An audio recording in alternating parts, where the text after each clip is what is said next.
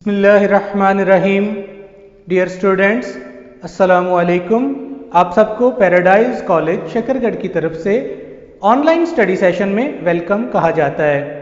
आज हम torque of force chapter number 2 का इंपॉर्टेंट आर्टिकल जो है उसका सेकंड पार्ट पढ़ रहे हैं।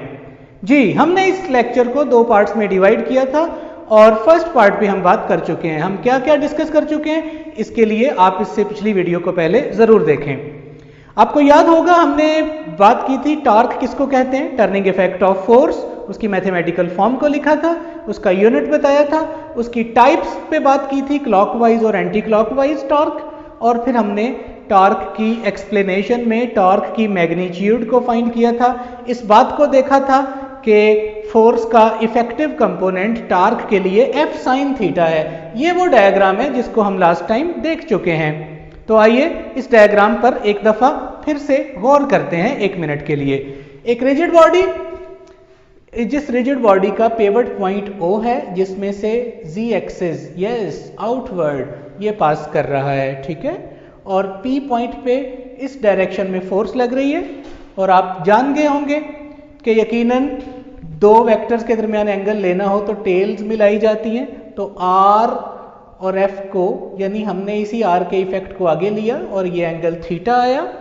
हमें दिखाई दे रहा है कि F cos थीटा टॉर्क में पार्टिसिपेट नहीं करता रोटेशन में, तो F sin थीटा इस रिजिड बॉडी को रोटेट करेगा। अब मैं आपके सामने पूछता हूं, एक्सिस आउटवर्ड है और ये मोमेंट आर्म है, तो फोर्स का F sin थीटा का जो कंपोनेंट है, यानी F sin थीटा वाला कंपोनेंट, वो आपके रिजिड बॉडी को किस तरफ को रोटेट करेगा? तो आप ऑब्वियसली कहेंगे कि ये रोटेशन होगी एंटी क्लॉकवाइज, क्योंकि डायग्राम की सिमेट्री आपको बता रही है कि F sin थीटा जो अपवर्ड है वो आपकी इस रिजिड बॉडी को एंटी क्लॉकवाइज रोटेट कर रहा है। मींस F sin थीटा की वजह से ये एंटी क्लॉकवाइज रोटेशन हो रही है। लेकिन इस डायग्राम में देखें तो आप चेक करेंगे कि इसी तरह से ये एक्सिस ऑफ रोटेशन और ये लाइन ऑफ फोर्स है, एंगल इनके दरमियान थीटा है, लेकिन यहां पर F sin थीटा जो परपेंडिकुलर कंपोनेंट है वो आपके रिजिड बॉडी को रोटेट तो करेगा, लेकिन किस तरफ को करेगा? क्लॉकवाइज। तो आपने देख लिया इन 2 डायग्राम्स में कि रोटेशन या एंटी क्लॉकवाइज होती है या क्लॉकवाइज होती है। तो आज का हमारा जो ऑब्जेक्टिव था वो टॉर्क की डायरेक्शन पे बात करनी थी, और उसके बाद हम 1 से 2 केसेस देखेंगे, टॉर्क कब मैक्सिमम होता है और कब कब ज़ीरो होता है, ठीक है। तो हम अब डायग्राम पर गौर करते हुए डायरेक्शन ऑफ टॉर्क की बात कर लेते हैं। आप जान तो गए हैं कि टॉर्क 2 तरह से है, एंटी क्लॉकवाइज और क्लॉकवाइज। तो इसको बेटा फाइंड करने का राइट हैंड रूल भी मैंने आपको बताया था क्रॉस प्रोडक्ट में, कि ये राइट हैंड रूल टॉर्क में भी, और जहां जहां क्रॉस प्रोडक्ट आएगा ये वहां वहां पर यूज होगा, ठीक है ना। तो अब हम बात करते हैं टॉर्क की डायरेक्शन पर।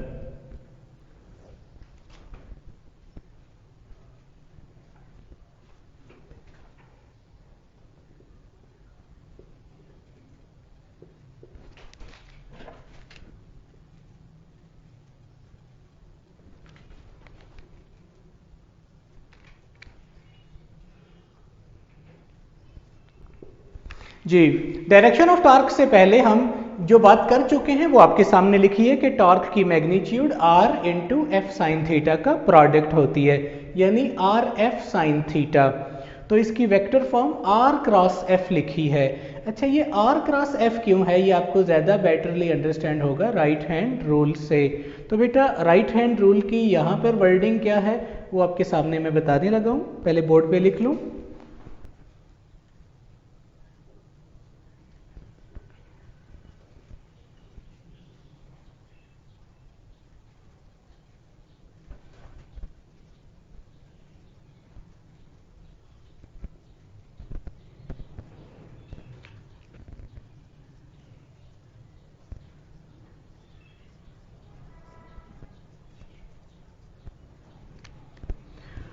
वर्डिंग पे गौर करें।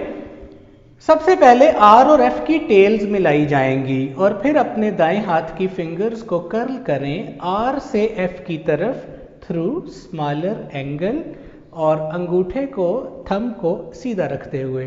तो थंब टॉर्क की डायरेक्शन को बताएगा। अब इन्हीं दोनों डायग्राम को एक दफ़ा आप फिर गौर करें, आपको दिखाई दे रहा है इस केस में एंटी क्लॉकवाइज रोटेशन हो रही है। कौन कर रहा है? एफ साइन थीटा का कंपोनेंट। इस केस में रोटेशन हो रही है क्लॉकवाइज, किस कंपोनेंट की वजह से? एफ साइन थीटा की वजह से।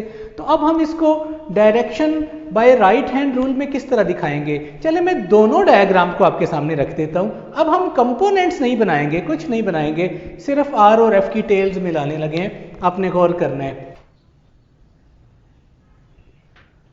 तो स्टूडेंट्स, पहले वाले केस में हमने आर और एफ की टेल्स को मिला लिया, ये उनके दरमियान कॉमन ओरिजिन बन गया। तो आप जरा देखें, एफ साइन थीटा रोटेट कर रहा है एंटी क्लॉकवाइज, तो अपने दाएं हाथ की फिंगर्स को आर से एफ की तरफ कर्ल करें। राइट हैंड रूल किस तरह अप्लाई करते थे? आर से जब एफ की तरफ थ्रू स्मॉलर एंगल, तो जब आप स्मॉलर एंगल से कर्ल करेंगे तो आपको नजर आ रहा है कि आपकी फिंगर्स किधर को रोटेट कर रही हैं? Anti clockwise. तो आपका थंब किधर आ रहा है? आउटवर्ड।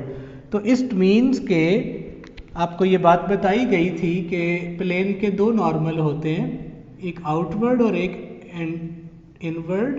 तो ये आर क्रॉस एफ की डायरेक्शन बेसिकली आउटवर्ड है, और आप अच्छी तरह जानते हैं कि आउटवर्ड कौन सा एक्सिस है? जी एक्सिस है। तो आप कहेंगे कि टॉर्क की direction along axis of rotation होती है। और ये इस चीज़ को दोबारा अंडरस्टैंड कर लें कि हमारी फिंगर्स की कर्लिंग एंटी क्लॉकवाइज जब होगी तो थंब आउटवर्ड होगा, और थंब का आउटवर्ड होना इस बात को समझाने के लिए है कि ये एंटी क्लॉकवाइज रोटेशन हो रही है। तो दोबारा देख लें, आर से एफ की तरफ कर्ल किया तो थंब आपका आउटवर्ड आया। बिल्कुल वो जो हमने पहली डायग्राम में देखा था कि एफ साइन थीटा इस केस में एंटी क्लॉकवाइज रोटेशन का बायस बन रहा है, और उस रोटेशन को हमने राइट हैंड रूल से बड़ी आसानी से समझ लिया कि आर और एफ की टेल्स मिलाओ और आर से एफ को कर्ल करो तो curling of the fingers rotation बताएंगी। रोटेशन किधर है?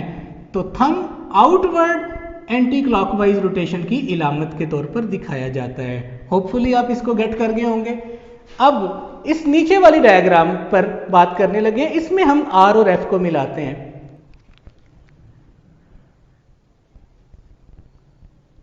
और आर और एफ के दरमियान देखें, आर और एफ को मिलाने के बाद आर और एफ के दरमियान स्मॉलर एंगल ये है थीटा, ठीक है।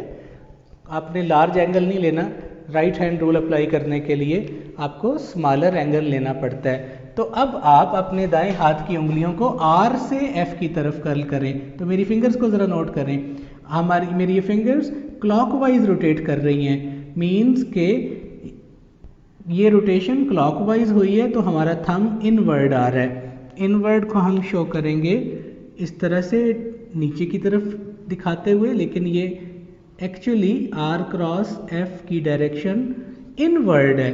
तो एक प्लेन के बेटा दो नॉर्मल होते हैं, आउटवर्ड होता है एंटी क्लॉकवाइज रोटेशन के लिए और इनवर्ड होता है क्लॉकवाइज रोटेशन के लिए। तो आपने देखा दो रोटेशंस हैं, दो ही थंब के साइन आ रहे हैं। तो ये थंब का साइन रोटेशन की सिमेट्री को समझने के लिए एक कन्वेंशन बनाई गई है ताकि आप पेपर पे इसको आसानी से अंडरस्टैंड कर सकें। ठीक है बच्चों, आपको अब इस बात का बखूबी पता हो गया कि जब भी टॉर्क की डायरेक्शन लेनी है तो आपने आर और एफ की टेल्स मिला देनी है और आर से एफ की तरफ राइट हैंड फिंगर्स को कर्ल करना है। अपने आप रोटेशन का पता लग जाएगा क्योंकि जिधर को कर्लिंग होगी उधर रोटेशन होगी और थंब प्लेन के परपेंडिकुलर आएगा। आउटवर्ड कब आएगा? जब रोटेशन एंटी क्लॉकवाइज होगी। किस कंपोनेंट की वजह से होगी? एफ साइन थीटा की वजह से। ओके, और इनवर्ड थंब किधर आएगा? जब रोटेशन किधर होगी? क्लॉकवाइज। थंब किधर आएगा? इनवर्ड। और किस कंपोनेंट की वजह से हुई? F sine theta. होपफुली आप समझ गए होंगे कि रोटेशन क्लॉकवाइज हो या एंटी क्लॉकवाइज हो, एफ साइन थीटा ही टॉर्क में हिस्सा लेता है और इसकी डायरेक्शन राइट हैंड रूल से थंब की मदद से आप बड़ी आसानी से बता देते हैं। तो अब आपको ये बात बड़ी अच्छी तरह समझ आ जानी चाहिए क्योंकि क्रॉस प्रोडक्ट में भी हमने इसको डिस्कस किया था और ये टॉर्क क्रॉस प्रोडक्ट की ही एप्लीकेशन है। तो मैंने आपको कहा था कि लास्ट पे हम इस बात को देखेंगे। तो बेटा अब आप समझ गए होंगे कि आर क्रॉस एफ क्यों लिखा, क्योंकि क्रॉस प्रोडक्ट में हमने ये पढ़ा था कि दाएं हाथ की फिंगर्स आर से एफ को ही कर्ल करेंगे तो टॉर्क की डायरेक्शन आएगी। तो आपको एक बात याद है, शुरू में एक बात की थी कि पॉजिटिव टॉर्क एंटी क्लॉकवाइज क्यों होता है। तो देखें, जब टॉर्क एंटी क्लॉकवाइज होता है यानी रोटेशन आर से एफ को एंटी क्लॉकवाइज हो तो थंब आपकी तरफ आ रहा है यानी पॉजिटिव जी एक्सिस की तरफ आ रहा है। तो थंब का पॉजिटिव जी एक्सिस की तरफ आना, इसलिए इस टॉर्क के को पॉजिटिव टॉर्क कहते हैं। ठीक है, ये भी इसका कन्वेंशनल नेम है। और अगर हम एफ क्रॉस आर कर दें, उलट कर दें, तो फिर थंब उलट चला जाएगा। तो जब रोटेशन क्लॉकवाइज होगी तो थंब पॉजिटिव एक्स जी एक्सिस से ऑपोजिट आएगा यानी इनवर्ड। इसीलिए एंटी क्लॉकवाइज टॉर्क को पॉजिटिव टॉर्क कहते हैं, जिसका थंब आउटवर्ड यानी अलोंग पॉजिटिव जी एक्सिस आता है, और नेगेटिव टॉर्क यानी क्लॉकवाइज जिसमें राइट हैंड रूल के मुताबिक थंब इनवर्ड आता है, ऑपोजिट आता है। ठीक है, तो ये दो आपको इलामात हैं जो पहले भी बताई थी, इस पर भी बात हमारी हो गई। ठीक है, तो यहाँ तक आज के लेक्चर में हमने डायरेक्शन पर ज़्यादा फोकस करना था, तो मैंने आपके सामने दो डायग्राम बनाई, उसमें रोटेशन को बताया और फिर उनकी सिर्फ राइट हैंड रूल की डायग्राम बनाई। ठीक है, तो होपफुली आप इसको गेट कर गए होंगे। अब बहुत सिंपलेस्ट केसेस हैं, इसको हम देखेंगे, ये आपके एमसीक्यूज भी हो सकते हैं। ठीक है, तो बच्चों पहले नंबर पे कहा जाए, बताइए अगर हम चाहते हैं कि टॉर्क मैक्सिमम आए तो क्या एंगल होना चाहिए। कॉमन सेंस है, थीटा 90 होना चाहिए, आपने कैरेक्टरिस्टिक्स में पढ़ा है। तो ज़रा डायग्राम में भी देख लें, मैं इसके साथ छोटी सी डायग्राम बनाता हूँ। अब इजाफी चीज़ों की हमें ज़रूरत नहीं होगी, लेकिन ये जी एक्सिस है और आप जानते हैं कि ये आउटवर्ड है, ये पॉइंट पी है, ये मोमेंट आर्म, ये पेवट पॉइंट, सारा कुछ उसी तरह से, और ये फोर्स लग रही है 90 डिग्री पे। कुछ बच्चे अभी भी कंफ्यूज होंगे, वो कहेंगे सर क्या ये एंगल इधर से 90 बन रहा है। तो आपको मैं जवाब दूं कि भाई इधर से नहीं बन रहा, ये तो हेड से टेल मिली हुई है। एक्चुअली बेटा एंगल वही बनेगा उसी तरीके से, आर को आगे ले जाएंगे, टेल से टेल मिलने के बाद एंगल 90 डिग्री बनता है। तो आप देखेंगे कि ऐसे केस में ये वाली फोर्स मैक्सिमम रोटेशन पैदा करेगी किधर को, एंटी क्लॉकवाइज। तो आपके पास है कि if there is theta equal to 90 degree between r and f, this implies that torque का formula r cross f magnitude r f sine 90, because sine 90 है 1 और किसी भी ट्रिग्नोमेट्रिक फंक्शन की वैल्यू मैक्सिमम 1 होती है। तो इस वक्त टॉर्क की मैग्नीट्यूड आएगी मैक्सिमम। तो आपको पता लग गया कि टॉर्क की मैग्नीट्यूड मैक्सिमम तब आती है जब आर और एफ के दरमियान एंगल 90 हो। बात तो मुकम्मल हो गई, लेकिन आपके इंटरेस्ट के लिए मैं अब इसी एग्जाम्पल को दूसरी दफा बनाता हूं और आपने फर्क बताना है। ठीक है, यही डायग्राम है, pivot point, axis of rotation, z axis, anti outward, सारा कुछ उस वही है। पी पॉइंट, मोमेंट आर्म, और एंगल अब भी 90 डिग्री बन रहा है, फोर्स 90 डिग्री पे लग रही है, बिल्कुल लग रही है। कैसे एंगल 90 है आप जानते हैं, इसी को आगे बढ़ाएंगे, ये एंगल 90 डिग्री है। तो बेटा अब भी टॉर्क मैक्सिमम है, लेकिन फर्क किसका है बताएं। ये फोर्स जो खुद सारी फोर्स ही परपेंडिकुलर है, तो सारी की सारी फोर्स का एक ही कंपोनेंट है और वो परपेंडिकुलर है। ठीक है, तो यहाँ पे साइन वाला कंपोनेंट मैक्सिमम था, कॉज वाला तो था ही नहीं। तो इस फोर्स ने आर को रोटेट किया किस डायरेक्शन में, राइट हैंड रूल क्या बताता है, आर और एफ की टेल्स मिलाएं तो आर से एफ की तरफ बहुत ज़्यादा रोटेशन हो रही है, और किस कंपोनेंट की वजह से, सारी की सारी परपेंडिकुलर फोर्स की वजह से। ठीक है, लेकिन यहाँ पे क्या होगा, यहाँ आप देखेंगे कि आर और एफ टेल्स में लाएं तो आर से एफ को रोटेशन किधर होगी, क्लॉकवाइज, मीन्स के ये रोटेशन एंटी क्लॉकवाइज थी, तो ये रोटेशन किधर है, क्लॉकवाइज है।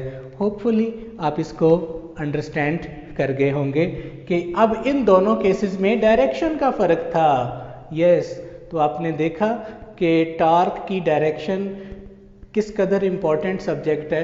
तो आपको जब भी टार्क की बात करनी है तो मैग्नीट्यूड के बाद डायरेक्शन के लिए आपने आर और एफ की टेल्स मिला के कर्ल करके देखना है। जैसे यहाँ आर और एफ की टेल्स मिलाई, थंब आउटवर्ड आया, यहाँ मिलाई तो इनवर्ड आया।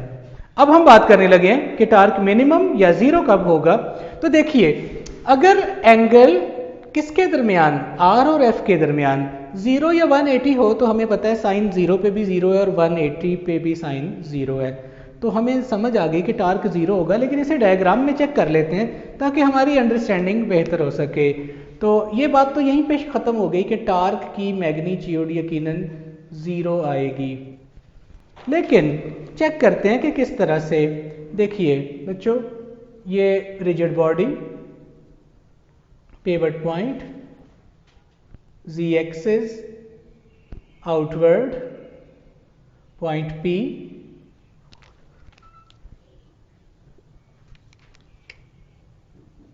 तो ऐसी फोर्स जो इस पोजीशन वेक्टर के पैरेलल हो जाए वो कभी भी इसको रोटेट नहीं कर सकेगी इस एक्सिस के अलोंग। ठीक है, इस एक्सिस के अलोंग ये कभी भी अब रोटेट नहीं कर सकता। ठीक है, तो आप देखेंगे कि क्यों, क्योंकि इस केस में फोर्स का कोई परपेंडिकुलर कंपोनेंट नहीं है। और दूसरी तरफ अगर ऐसे होता कि फोर्स ऑपोजिट लगे मूवमेंट आर्म के, तब भी ये फोर्स का कोई परपेंडिकुलर कंपोनेंट नहीं है जो इसको रोटेट करा सके। तो मैं उम्मीद करता हूं कि आप इन दोनों पॉइंट्स को समझ गए होंगे। लास्ट पे मैं आपसे दो छोटे छोटे पॉइंट्स शेयर करता हूं और मुझे इसका आंसर आपने देना है। देखें, आपके इंटरेस्ट के लिए ही ये मैं कर रहा हूं। आपने मुझे इन दो केसेस में रिजल्ट बताना है। This is your extra work, जो आपके आर्टिकल का हिस्सा नहीं है लेकिन समझने के लिए ये इतना ही इम्पॉर्टेंट है। तो देखिए, ये आपका एक्स्ट्रा वर्क है। आपने मुझे जवाब देना है कि दो रिजिड बॉडी के केस में कब रोटेशन ज़्यादा होगी। O से P तक का डिस्टेंस 5 सेंटीमीटर, फोर्स लग रही है 10 न्यूटन। कितने एंगल पे लग रही है? 45 डिग्री पर।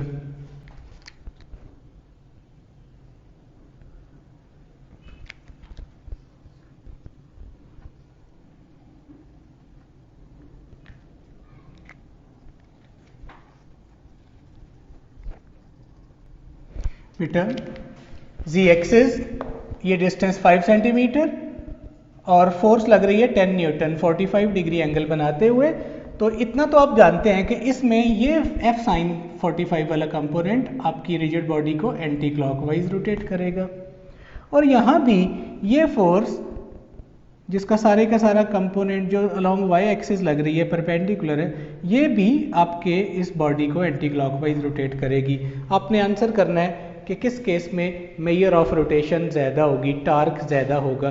बड़ी आसानी से अंडरस्टैंड कर लेंगे, सिर्फ गौर करने की ज़रूरत है। ठीक है, तो ये आपका एक्स्ट्रा वर्क है। आपने इसका आंसर करना है कि डायग्राम 1 में और डायग्राम 2 में किस केस में रोटेशन मैक्सिमम होगी। ठीक है, डायरेक्शन हालांकि सेम है।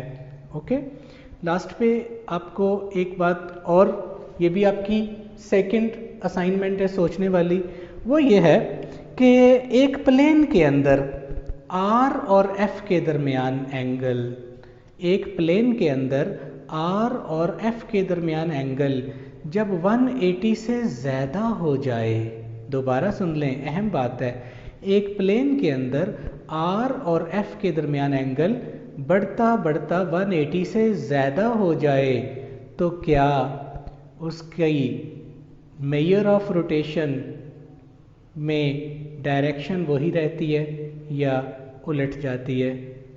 तो आप इसका आंसर बहुत आसानी से करेंगे क्योंकि हमने क्रॉस प्रोडक्ट के अंदर भी इस बात को जिक्र आपसे किया था कि जब R और F के दरमियान एंगल 180 से बढ़ जाए। बच्चों, इस आर्टिकल को दो हिस्सों में करने का मकसद ही उन एग्जाम्पल्स को और उन पॉइंट्स को आपके जहन में बिठाना था। तो ये जो सेकंड पॉइंट है, इसका आंसर आपने मुझे करना है कि जब एंगल 180 से एक्सीड करता है तो क्या सिमेट्री ऑफ रोटेशन उलट जाती है या वही रहती है। ठीक है, तो आप अब इसको स्केच करें, पेपर पेंसिल उठाइए और फिर इसका जवाब तलाश कीजिए। मैं उम्मीद करता हूँ कि आप इस लेक्चर को बहुत अच्छे से अंडरस्टैंड किया होगा। तो wish you very best of luck. अल्लाह हाफिज़।